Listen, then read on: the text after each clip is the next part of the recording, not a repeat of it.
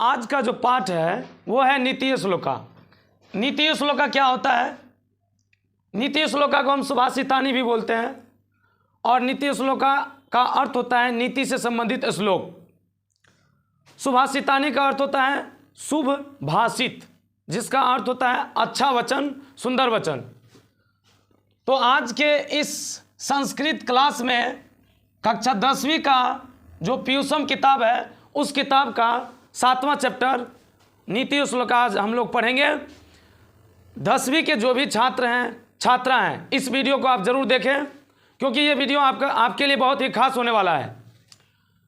बहुत सारे संस्कृत के टीचर हिंदी संस्कृत पढ़ते हैं और उसी के लाइन बाय लाइन हिंदी बताते जाते हैं। मैं आपको शब्द का अर्थ बताऊंगा और शब्द का अर्थ मतलब एक एक शब्दों की व्याख्या, क्योंकि एक एक शब्द में, एक एक वाक्य में एक एक ऑब्जेक्टिव छिपा हुआ रहता है।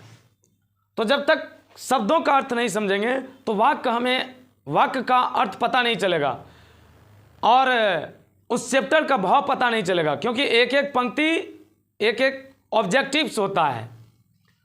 तो आइए बिना समय गवाए हम शुरू करते हैं। सबसे पहले थोड़ा बहुत इस पाठ के बारे में हम जान लेते हैं। ये पाठ महाभारत से लिया गया है और महाभारत आपको पता ही है, महाभारत जो महाग्रंथ है वो 18 पर्वों में बटा हुआ है और प्रत्येक पर्व में अध्याय है। यानी महाभारत पर्वों में बटा हुआ है और महाभारत में कुल पर्व 18 है और वो उन 18 पर्वों में कई अध्याय हैं और कई अध्यायों में कई प्रसंग है। तो ये जो नीति श्लोका है यह महाभारत का ही एक अभिन्न अंश विदुर नीति ग्रंथ से लिया गया है।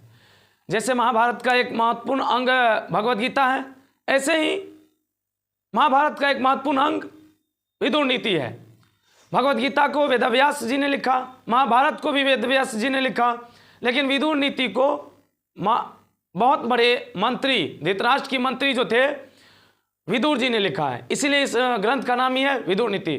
चाणक्य नीति को जब पढ़ते हैं तो चाणक्य नीति कहलाता है और विदुर नीति को जब पढ़ते हैं तो विदुर नीति कहलाता है।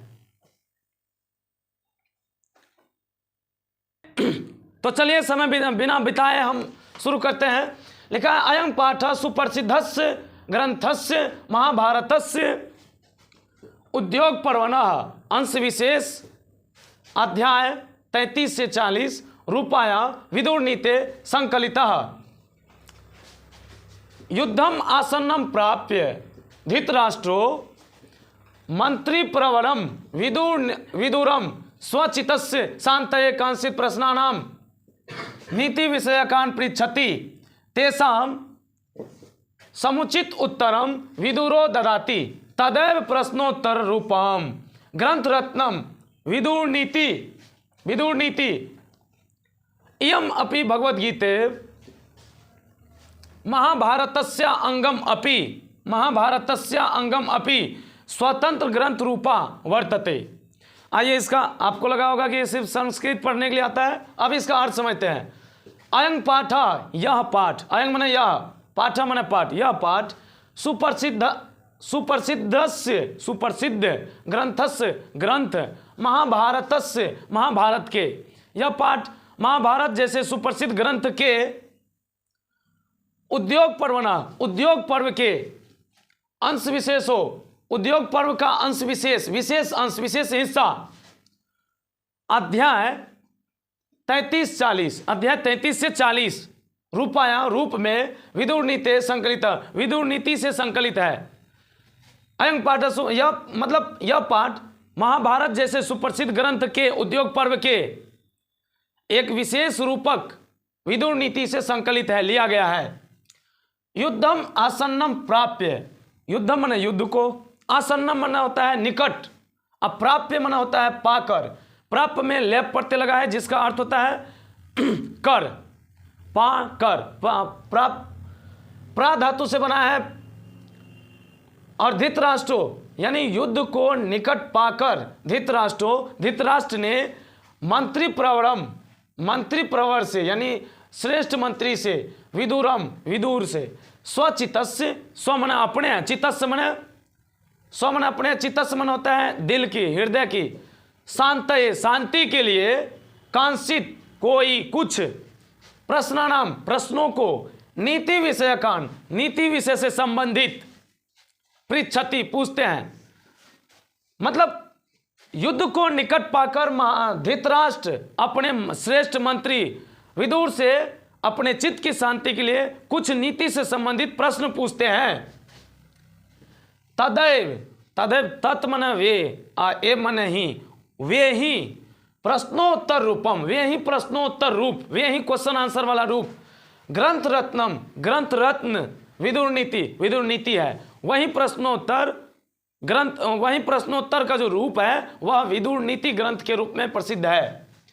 इयम अपि, इयम मन यह, अपि मन भी, यह भी भगवद गीता के तरह ही, महाभारत के ही, अंगम अपि अंग ही, स्वतंत्र ग्रंथ रूपा स्वतंत्र ग्रंथ के रूप में वर्तते हैं।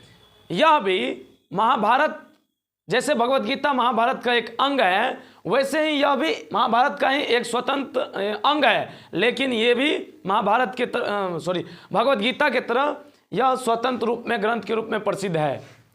तो एक बार फिर से हम शुरू से समझ लेते हैं।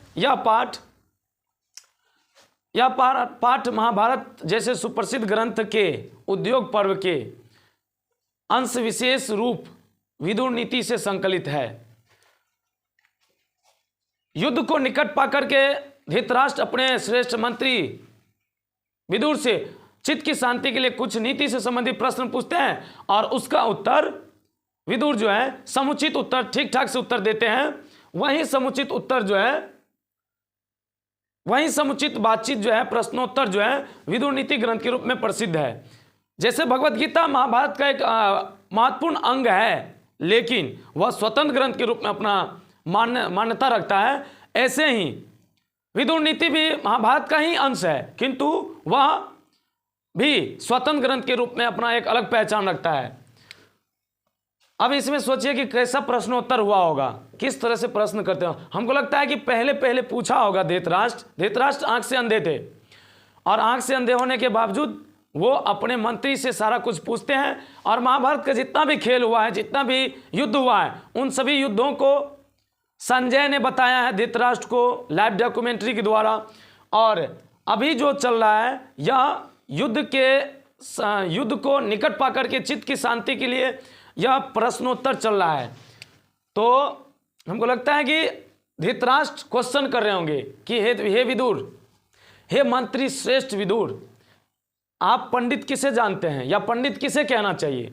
तो उसका जवाब देते हुए विदुर ने कहा कि यस्य कृत्यम न विघ्नन्ति शीतम उष्णम भयम रति समृद्धर्वा स वै पंडित उच्यते। यस्य कृत्यम, अब इसका अर्थ समझ लेते हैं। पहले हम श्लोक का वाचन करेंगे, दूसरे पार्ट में हम एक एक शब्द का अर्थ समझेंगे, और तीसरे पार्ट में आपको सरल भाषा में उसकी व्याख्या देंगे। तो पहले पार्ट में हम पढ़ चुके हैं कि यस कृत्यम न विघ्नन्ति शीतम उष्णम भयम रति समृद्धर्वा सब पंडिता उच्यते। यस मने जिसका या जिसके, कृत्यम मने कृत्य को, कर्म को, काम को, जिसके काम को, जिसके कर्म को, जिसके धर्म को, न नहीं विघ्नन्ति विघ्न डालते हैं, बाधा डालते हैं, जिसके कर्म को, जिसके काम को बाधा नहीं डालते हैं। शीतम उष्णम, शीतम उष्णम में दो शब्द है, शीत और उष्ण। शीत माने ठंडी, उष्ण माने गर्मी। जिसके कृत्य को बाधा नहीं डालते हैं, ठंडी गर्मी, भय माने डर, रति माने लगाव, समृद्धि, समृद्धि माने अमीरी, समृद्धि माने संपन्नता, और असमृद्धर्वा या असमृद्धि यानी कि गरीबी। जिसके कृत्य को बाधा नहीं डालते हैं, ठंडी गर्मी डर और गरीबी अमीरी, स वै पंडित उच्यते। स माने वह, वह मतलब होता है निश्चित ही, वह निश्चित ही पंडित उच्यते। उच्यते माने कहलाता है, वह निश्चित ही पंडित कहलाता है। धृतराष्ट्र प्रश्न किया कि हे विदुर, पंडित किसे जाना चाहिए, पंडित किसे कहना चाहिए। तो उसको जवाब देते हुए कहा, विदुर ने जवाब देते हुए कहा कि जिसके द्वारा किया गया कर्म उसके शीतलता, उष्णता, गरीबी, अमीरी, डर तथा भय से नहीं बदलता है, वही व्यक्ति इस संसार में पंडित कहलाता है। आपको भी समझ में आ गया है। अब इसकी व्याख्या सुनिए। प्रस्तुत श्लोक हमारे पाठ पुस्तक नीति श्लोक का पाठ से लिया गया है, जिसके रचनाकार विदुर जी हैं। विदुर जी बतलाते हैं इस पंक्ति के माध्यम से कि हे मानव, हे धृतराष्ट्र, जो व्यक्ति सुख में, दुख में, गरीबी में, अमीरी में, मान अपमान सम्मान में हमेशा एक भाव में रहता है, विषम परिस्थिति में भी अपने आप को सुदृढ़ किए रहता है, वही व्यक्ति इस संसार में पंडित कहलाने योग्य है। जो सुख से बहुत इतराने लगता है और जो दुख से बहुत दुखित हो जाता है, रोने लगता है, ऐसे व्यक्ति छिछलेपन होता है, ऐसे व्यक्ति नीच होते हैं, वो पंडित के लायक नहीं है। सही बात है कि हमें सुख में भी दुख में भी संभाव रहनी चाहिए। हमें होता है क्या, हम लोग क्या करते हैं, जब सुख आता है तो हम लोग इतराने लगते हैं, काफ़ी हंसने लगते हैं और इछलाने लगते हैं, और जब दुख आता है तो रोने लगते हैं। ऐसा नहीं करना चाहिए, पंडितों का लक्षण नहीं है। अगला श्लोक है, तत्वज्ञ सर्वभूतानाम योग्यज्ञ सर्वकर्माणाम मनुष्य उपायज्ञो मनुष्याणाम नर पंडित उच्यते। अब इसका अर्थ समझिए। तत्वज्ञ का अर्थ होता है जीवन के वास्तविकता को समझने वाला, तत्व को समझने वाला, आत्मज्ञान को समझने वाला, मनुष्य के वास्तविकता को समझने वाला। सर्वभूतानाम मतलब होता है सभी जीवों के जीवन की वास्तविकता को समझने वाला। योग्यज्ञ का अर्थ होता है परिश्रम को जानने वाला, योग को जानने वाला। सर्वकर्मानाम, सर्व माने सभी, कर्मानाम माने कामों में, सभी कामों में योग को जानने वाला, परिश्रम को जानने वाला, मेहनत को जानने वाला। सभी जीवों में, भूत माने होता है जीव, सभी जीवों में सार तत्व को जानने वाला, जीवन की वास्तविकता को समझने वाला, सभी कर्मों में परिश्रम को जानने वाला, उपायज्ञो, उपायों को जानने वाला, मनुष्यानाम, मनुष्यों में उपाय को जानने वाला, नर पंडित उच्यते, वही नर पंडित कहलाता है। वही नर क्या कहलाता है? पंडित कहलाता है। तो इसका अर्थ हो गया कि धृतराष्ट्र फिर से पंडित का परिभाषा देते हुए, धृतराष्ट्र को पंडित का परिभाषा देते हुए विदुर कहते हैं कि हे धृतराष्ट्र, सभी जीवों में जीवन की वास्तविकता को समझने वाला, सभी जीवों में सार तत्व को जानने वाला, सभी जीवों में जीवन के रहस्य को समझने वाला, और सभी कर्मों में योग को जानने वाला, परिश्रम को जानने वाला, उपायज्ञ मनुष्य और मनुष्यों में उपाय को जानने वाला, वही व्यक्ति इस संसार में पंडित कहलाता है। बात सही है। इसकी व्याख्या ये है कि प्रस्तुत श्लोक हमारे पाठ्य पुस्तक नीति श्लोक का जो 7वां पाठ है वहां से लिया गया है, जिसके रचनाकार, जिसको लिखने वाले, जिसके रचनाकार विदुर जी है। विदुर जी इस पंक्ति के माध्यम से कहते हैं कि जो सभी जीवों में सार तत्व को जानता है, जो सभी कर्मों में परिश्रम को जानता है, जो मनुष्यों में उपाय को जानता है, वही व्यक्ति इस संसार में पंडित कहलाता है। मनुष्यों में उपाय मतलब इस संसार सागर से पार होने का उपाय, और सभी कर्मों में उसके विशेषता को जानने वाला, ये सभी गुण पंडित का है। ऐसा जो जानते हैं वही व्यक्ति पंडित कहलाता है। उच्यते मतलब कहलाता है, उच्यते मतलब कहलाता है। अब जो तीसरा श्लोक है वो हमारे जीवन से बहुत ही रिलेटिव है। हर एक पल पर इस पंक्ति का, इस श्लोक का हम यूज करते हैं, और जो इस श्लोक के अर्थ का यूज नहीं करते हैं वो व्यक्ति इस श्लोक के माध्यम से क्या है समझिए। लिखा है अनाहुता। आप इससे पहले इस चीज को नहीं जाने होंगे, क्योंकि ये जानने के बाद आपको लगेगा कि वाह आज नया चीज जाने हैं। कहते हैं अनाहुता प्रविशति अपृष्टो बहुभाषते अविश्वस्ते विश्वस्ति मूढ़ चेता ननाधम। अनाहुता, अन मने बिना, आहूत मने बुलाए, बिना बुलाए, प्रविशति प्रवेश करने वाला, अपृष्टो बिना बुलाए जो प्रवेश करता है, अपृष्टो बिना पूछे, और मने नहीं, अपृष्टो मने पूछे, बिना पूछे, बहु भाषते, बहु मने बहुत, भाषते मने बोलने वाला, बिना पूछे बक बक बोलने वाला, बहुत बोलने वाला, अविश्वस्ते अविश्वासी पर, यानी जो विश्वास करने लायक नहीं है उस पर, विश्वसिति विश्वास करना, अविश्वासी पर भी विश्वास करने वाला, मूढ़ चेता ननाधम, वह व्यक्ति मूर्ख, मूढ़ चेता, मूर्ख चेतना वाले, मूर्ख हृदय वाले मूर्ख है, और नरा अधम, नर में अधम है, नर जोर अधम बराबर नराधम, यानी कि वह व्यक्ति मूर्ख और नरों में, मनुष्यों में क्या है? नीच है। इसका अर्थ होगा कि विदुर जी उसके अर्थ को बतलाते हुए कहते हैं कि जब पंडित हो गया तो क्या पूछे होंगे? जब पंडित के बारे में बता दिए विदुर जी, तो क्या पूछेंगे धृतराष्ट्र? तो नीच व्यक्ति किसे कहना चाहिए?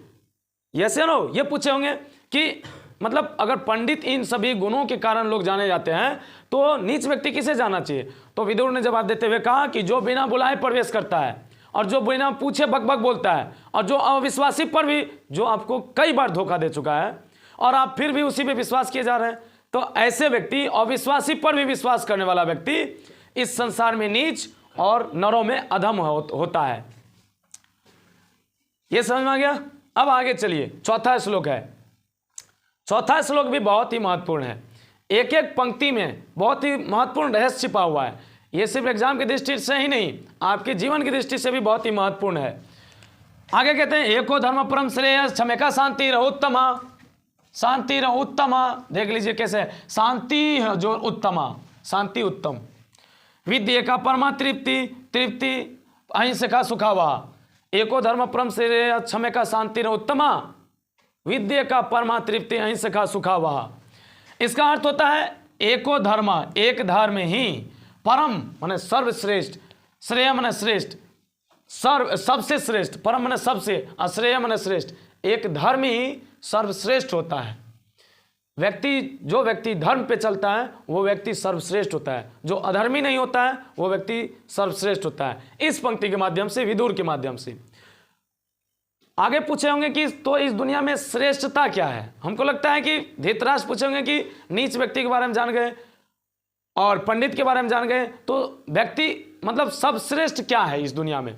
तो उन्होंने कहा कि एको धर्म परम श्रेय, एक धर्म में बने रहना ही श्रेष्ठता है। क्षमेका, क्षमा जोड़ एका बराबर क्षमेका, क्षमा माने क्षमा, एका माने एक, एक क्षमा ही। शांति, शांति रउत्तमा, उत्तम, एक क्षमा ही सबसे बड़ी शांति है। जो व्यक्ति क्रोधी टाइप का है वो अशांत रहता है, और जो शांत व्यक्ति रहता है, जो व्यक्ति क्षमा करने लायक होता है, जो व्यक्ति क्षमाशील होता है, किसी को क्षमा कर देता है, वो सबसे बड़ा शांति देता है, वो शांति प्रिय होता है। विद्या एका, विद्या जो एका बराबर विद्या एका, विद्या एका मतलब हो गया विद्या ही एक, परमा परम सर्वश्रेष्ठ, तृप्ति माने संतुष्टि। एक विद्या ही सर्वश्रेष्ठ तृप्ति है, संतुष्टि है। आप कोई चीज़ को, नया चीज़ को जान लेते हैं तो आपको बहुत संतुष्टि होता है। ज्ञान बहुत बड़ी संतुष्टि देने वाला होता है। इसलिए कहा कि विद्या का परमा तृप्ति, विद्या परम तृप्ति है। अहिंसा एका, अहिंसा जो एका बराबर अहिंसा एका, अहिंसा ही एक, सुखावा सर्वश्रेष्ठ सुख है। सुखावा माने सर्वश्रेष्ठ सुख, और अहिंसा ही सबसे बड़ा सुख है। इसका अर्थ हो गया कि हे धृतराष्ट्र, एक धर्म ही सर्वश्रेष्ठ है, क्षमा सबसे बड़ी शांति है, विद्या से बढ़कर कोई तृप्ति नहीं है, और क्षमा से और अहिंसा से बढ़कर कोई सुख नहीं है इस संसार में। तो अब पांचवा श्लोक पढ़ते हैं। पांचवा श्लोक है, इस पाठ में आपको पता होना चाहिए 10 श्लोक है। पूछेगा ऑब्जेक्टिव क्वेश्चन, नीति श्लोक का पाठ में कितने श्लोक? तो 10 श्लोक, जिसमें अभी हम पांचवा श्लोक पर चर्चा कर रहे हैं। पांचवें श्लोक पे चर्चा कर रहे हैं। पांचवें श्लोक के अर्थ को, भाव को और उसकी व्याख्या को समझ रहे हैं। कहते हैं, त्रिविधम नरकस्य इदम द्वारम नाशनम आत्मनः काम क्रोधस्तथा लोभा तस्माद् एतत्त्रयम् त्यजेत्। त्रिविधम नरकस्य इदम द्वारम नाशनम आत्मनः, नाशनम यहां तक है, आत्मना इधर है। काम, काम, क्रोधस्तथा, क्रोध तथा, लोभा, लोभस्य, तस्माद् एतत्, तस्माद् एतत् त्रयम् त्यजेत्। त्रिविधम माने, त्रि माने तीन, अविधम माने प्रकार, तीन प्रकार। नरकस्य माने नरक के, इदम माने ये, द्वारा माने द्वार। ये नरक के 3 द्वार होते हैं। त्रिविधम नरकस्य द्वारम, नरक के ये 3 द्वार होते हैं। नाशनम, नाश करने वाला, आत्मन माने आत्मा को, खुद को। नरक के 3 द्वार होते हैं जो मनुष्यों को नाश करने वाला होता है, मनुष्यों के आत्मा को नाश करने वाला होता है। काम, काम, क्रोधस तथा, काम क्रोध तथा, उसी प्रकार लोभा, लोभ। आप समझ में आ गया आपको कि कौन नरक के 3 द्वार है? काम क्रोध लोभ। काम क्रोध लोभ ये नरक के 3 द्वार हैं जो आत्मा के नाश के कारण हैं। तस्माद, तस्माद मन होते इसीलिए, ये तत् मने इसे, त्रय मने तीनों, तब इसीलिए इन तीनों का त्यजे, त्याग कर देनी चाहिए, त्याग छोड़ देना चाहिए। यानी कि इस श्लोक का अर्थ हो गया कि हे मनुष्य, काम क्रोध लोभ ये नरक के 3 द्वार है जो आत्मा के नाश के कारण है, इसीलिए हमें इन तीनों का त्याग कर देने चाहिए। नरक के कितने द्वार? 3 द्वार, काम क्रोध लोभ तथा काम क्रोध तथा लोभ। सही बात है। जिस व्यक्ति में अधिक कामेच्छा है, व्याख्या देखिए इसका, प्रस्तुत श्लोक नीति श्लोक का पाठ से लिया गया, जिसके रचनाकार विदुर जी। विदुर जी बतलाते हैं कि जिस व्यक्ति में अधिक कामेच्छा है, जिस व्यक्ति में अधिक क्रोध है, जिस व्यक्ति में अधिक लोभ है, वो व्यक्ति अपने अभिमान को, अपने स्वाभिमान को खो देता है। काम मतलब होता है आपका शरीर के प्रति आकर्षण। आपका काम का अर्थ होता है इस संसार में जो सृष्टि होती है, संतानोत्पत्ति होते हैं, उसको काम कहते हैं। तो और क्रोधी व्यक्ति, क्रोध के कारण व्यक्ति का बुद्धिहीन हो जाता है और लोभ के कारण व्यक्ति का सम्मान नष्ट हो जाता है। इसीलिए जो व्यक्ति श्रेष्ठ बनना चाहते हैं उसे इन तीनों नरक के द्वार को त्याग देना चाहिए, ताकि हम स्वर्ग की ओर जाएं, अच्छे की ओर जाएं, सद्मार्ग पे चले। तो ये था इसका श्लोक का अर्थ और इसकी व्याख्या। आगे है षड दोषा पुरुष ने हाथ। 6ठा श्लोक देखिए। इस श्लोक में बताया गया है कि अगर आप सक्सेस होना चाहते हैं, अगर आप इस दुनिया में कामयाबी को पाना चाहते हैं, तो आपको कुल 6 चीज जो महत्वपूर्ण चीज है उनको त्यागना पड़ेगा। अगर आप ऐश्वर्य की इच्छा चाहते हैं, धन संपत्ति चाहते हैं, अपने जीवन में असीमित सुख भोग चाहते हैं, तो आपको 6 चीज को त्याग देनी चाहिए। और वो 6 चीज क्या है, इसमें चर्चा किया गया है। कहते हैं षड दोषा पुरुष ने हातव्या भूतिम इच्छिता। षड दोषा पुरुष ने हातव्या भूतिम इच्छिता, निद्रा तंद्रा भयम क्रोधम आलस्यम दीर्घ सूत्रता। निद्रा तंद्रा भयम क्रोधम आलस्यम दीर्घ सूत्रता। षड दोषा, 6 दोष। षड मने 6, दोषा मने दोष। 6 दोषों को पुरुष ने मने पुरुष के द्वारा, हातव्या मने मार देनी चाहिए, उसकी हत्या कर देनी चाहिए। पुरुष के द्वारा 6 दोषों को मार देनी चाहिए। कौन पुरुष के द्वारा? किस पुरुष के द्वारा? भूतिम इच्छिता। भूति मने ऐश्वर्य धन संपत्ति, इच्छिता मने चाहने वाला। उस पुरुष के द्वारा 6 दोषों को मार देनी चाहिए। जो पुरुष क्या चाहते हैं? धन संपत्ति चाहते हैं, ऐश्वर्य चाहते हैं, मान सम्मान चाहते हैं। यानी कि संसार में ऐश्वर्य की इच्छा रखने वाले को, संसार में जो धन संपत्ति का इच्छा रखता है, ऐसे व्यक्ति को 6 दोषों को मार देनी चाहिए। और वो 6 दोष कौन कौन है? निद्रा, नींद को त्यागना पड़ेगा। कहते हैं ना कि कत्ल करना पड़ता है नींद की, तब जाके ख्वाब पूरे होते हैं। तो उसे कहते हैं कि मतलब निंद्रा, नींद। तंद्रा मने होता है ऊँघना। जब आप बैठे बैठे रहते हैं और ऊँघने लगते हैं, झक मारने लगते हैं, तो वही होता है तंद्रा। भयम मने डर। क्रोधम मने होता है क्रोध, गुस्सा। आलस्य मने आलस्यपन। और दीर्घ सूत्रता मने टालूपना। यानी कि जो व्यक्ति इस संसार में सक्सेस होना चाहते हैं, जो व्यक्ति इस संसार में ऐश्वर्य की इच्छा चाहते हैं, ऐश्वर्य पाना चाहते हैं, ऐसे व्यक्ति को नींद को, तंद्रा को यानी ऊँघना को, और डर को, गुस्सा को, आलस्य को, और दीर्घ सूत्रता में होता है टालूपना। हो कल कर लेंगे, नहीं कहते हम लोग कि आज नहीं कल पढ़ लेंगे, परसों याद कर लेंगे। ये प्रोक्रेस्टिनेशन कहलाता है इंग्लिश में। तो जो व्यक्ति इन सभी चीज का त्याग कर पाएंगे, वही इस संसार में ऐश्वर्य की प्राप्ति कर पाएंगे। इसका सरल भाषा में होगा श्लोक का अर्थ कि हे, इस संसार में ऐश्वर्य की इच्छा रखने वाले को निंद्रा तंद्रा भय क्रोध डर आलस्य दीर्घ सूत्रता को त्याग देनी चाहिए, तभी उसे ऐश्वर्य की प्राप्ति हो पाएगी। आगे देखिए, आगे है इस श्लोक में यह बताया गया है, बहुत ही महत्वपूर्ण श्लोक है। अभी तक में हमको लगता है सबसे महत्वपूर्ण श्लोक यही है, क्योंकि इसमें यह बताया गया कि किससे किस चीज की रक्षा होती है, किसको बरकरार रखने से कौन सा चीज बचता है। इस श्लोक में बताया गया है कि विद्या की रक्षा किससे होती है, वंश की रक्षा किससे होती है, चरित्र की रक्षा किससे होती है, रूप की रक्षा किससे होती है। तो इसका अर्थ समझिए कि सत्येन रक्षते धर्मो विद्या योगेन रक्षते मिर्जा रक्षते रूपम कूलम वीरतेन रक्षते। सत्येन रक्षते धर्मो, विद्या योगेन रक्षते, मिर्जा रक्षते रूपम, कूलम वृत्तेन रक्षते। इसका अर्थ हो गया कि सत्यन माने सत्य के द्वारा, तृतीय व्यक्ति लगी है इसीलिए के द्वारा, सत्य के द्वारा, रक्षते माने रक्षा होती है, धर्मो माने धर्म की, सत्य से धर्म की रक्षा होती है। विद्या योगेन रक्षते, योगेन माने होता है अभ्यास के द्वारा, अविद्या माने विद्या ज्ञान, अभ्यास के द्वारा ज्ञान की रक्षा होती है, रक्षते माने रक्षा होती है। अभ्यास के द्वारा बार बार प्रैक्टिस करने से क्या होता है, ज्ञान सुरक्षित रहता है।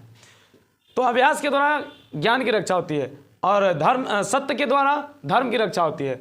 मिर्जा रक्षते रूपम, मिर्जा मतलब होता है उपटन, मेकअप। उपटन कहेंगे तो नहीं समझ में आएगा, श्रृंगार कहेंगे तो समझ में आ जाएगा, और मेकअप तो और ज़्यादा समझ में आता है। तो मिर्जा से, उपटन से, रक्षते रूपम, रक्षते मैंने रक्षा होती है, रूपम मैंने रूप की, श्रृंगार से रूप की रक्षा होती है, श्रृंगार से रूप की रक्षा होती है। इसका मतलब ये नहीं कि श्रृंगार ही रूप को बचाती है, मतलब जब श्रृंगार होती है तो रूप बचता है, कुछ रूप सुरक्षित रहता है। और गांधी जी बोले कि सौंदर्य को श्रृंगार की आवश्यकता क्या, सौंदर्य को श्रृंगार की क्या आवश्यकता, मतलब जो सुंदर है उसको श्रृंगार की कोई आवश्यकता नहीं, वो सुंदर है। इसीलिए कहते हैं कि मिर्जा रक्षते रूपम, रूप की रक्षा मिर्जा से होती है, श्रृंगार से होती है। कूलम वृत्तेन रक्षते, कूलम माने खानदान, वंश, और वृत्तेन माने होता है वृत्त से, चरित्र से, रक्षते माने रक्षा होती है, और वंश की रक्षा चैत्र से होती है, चैत्र से वंश की रक्षा होती है।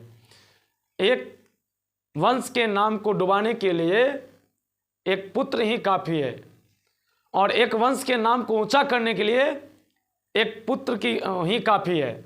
उसके लिए 100 पुत्र पुत्रियों को पैदा करने की कोई आवश्यकता नहीं है। अगर एक चैत्रवान पुत्र पैदा ले लिया तो जो 500 वर्षों से कलंकित था खानदान, उसको निष्कलंक कर देगा। और अगर आपके खानदान में 500 वर्षों से कोई कलंक नहीं लगा हुआ है और एक चैत्रहीन पुत्र पैदा ले ले, एक कुकर्मी पुत्र पैदा ले ले, तो वो आपके वंश के नाम को मिटा देगा, मिट्टी मिटा देगा, मिला देगा। इसीलिए इसमें कहा गया कि एक सरल अर्थों में हम समझते हैं कि सत्य से धर्म की रक्षा होती है, अभ्यास से विद्या की रक्षा होती है, और श्रृंगार से रूप की रक्षा होती है, और चैत्र से वंश की रक्षा होती है। तो एक बार फिर से हम सभी का श्लोक का अर्थ बता देते हैं, सिर्फ श्लोक का अर्थ बताते हैं, व्याख्या तो पूरा हो गया है। 1 नंबर का श्लोक का अर्थ समझिए। 1 नंबर श्लोक का अर्थ है कि जिसके द्वारा किया गया कर्म उसके शीतलता, उष्णता, गरीबी, अमीरी, डर तथा भय से नहीं बदलता है, वही व्यक्ति इस संसार में पंडित कहलाता है। आगे कहते हैं सभी जीवों में, 2 नंबर में, सभी जीवों के सार तत्व को जानने वाला, सभी कर्मों में परिश्रम को जानने वाला, मनुष्यों में उपाय को जानने वाला नर व्यक्ति पंडित कहलाता है। 3 नंबर में है बिना बुलाए प्रवेश करने वाला, अब बिना बुलाए प्रवेश करने वाला, बिना पूछे बहुत बोलने वाला, बकबक बोलने वाला, अविश्वासी पर भी विश्वास करने वाला, इस संसार में मूर्ख और अधम और नीच होता है। एक धर्म ही सर्वश्रेष्ठ है, क्षमा से बढ़ के कोई शांति नहीं होती है, और विद्या से बढ़ के कोई तृप्ति नहीं होती है, अहिंसा से बढ़ के कोई सुख नहीं होता है। नरक के काम क्रोध लोभ, ये नरक के 3 द्वार है। काम क्रोध लोभ ये नरक के 3 द्वार है। संसार में जो ऐश्वर्य चाहते हैं, धन संपत्ति चाहते हैं, इन तीनों नरक के द्वार को त्याग देनी चाहिए। सॉरी, ये नहीं है। काम क्रोध लोभ तथा काम क्रोध लोभ ये नरक के 3 द्वार है जो हमारी आत्मा के नाश का कारण है। अतः हमें इन तीनों का त्याग कर देनी चाहिए।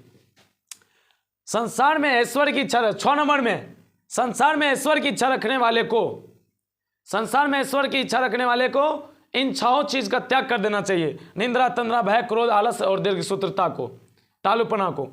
7 नंबर में है सत्य से धर्म की रक्षा होती है, अभ्यास से विद्या की रक्षा होती है, और श्रृंगार से रूप की रक्षा होती है, और चरित्र से वंश की रक्षा होती है। अगर आपको ये वीडियो अच्छा लगा तो आप इसको अधिक से अधिक शेयर करें। हमारे जो भी स्टूडेंट्स हैं, हमारे जो भी 10वीं के छात्र हैं, 9वीं के छात्र हैं, या किसी भी क्लास के छात्र हैं जो हमारे वीडियो को देखते हैं, वो इस वीडियो को जरूर शेयर करिए।